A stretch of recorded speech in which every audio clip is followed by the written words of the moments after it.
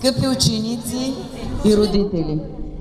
Сякаш вчера се поздравявахме по случай началото на учебната година, но много бързо дойде и краят и днес се поздравяваме по случай приключване на учебните занятия за най-малките и за най-големите.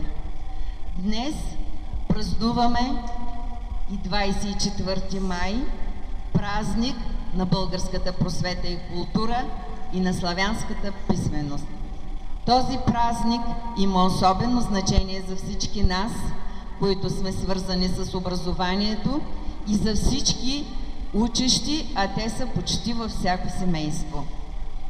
Всяка година, по традиция, на този ден ние поздравяваме нашите най-малки ученици, първокласниците, които успешно завършват своята първа учебна година и получават своето първо удостоверение за завършен клас. Също по традиция, на този ден ние изпращаме и нашите абитуриенти.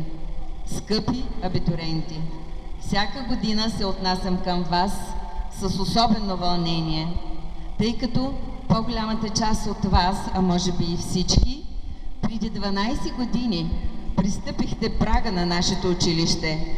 Заедно с нас, вашите учители, пристъпвахте плахо, постепенно ставахте все по-сигурни, за да стигнете до този момент, един от най-важните във вашия живот, и да се поздравим с завършването на вашето средно образование.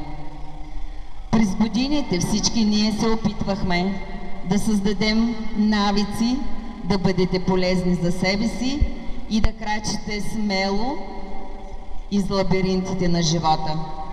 Пожелавам ви много успехи, отстоявайте мечтите си и да ви се сбъдва всичко онова, което е добро за вас. Пожелавам ви успех и честитя празника на всички!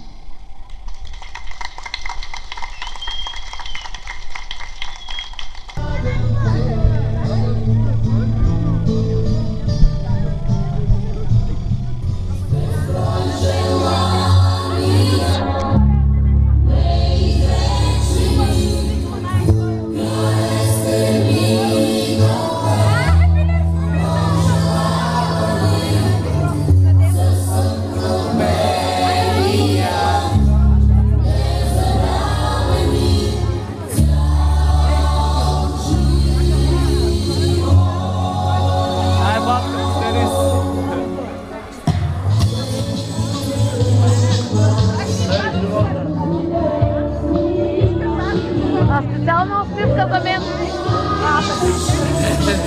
Влезе.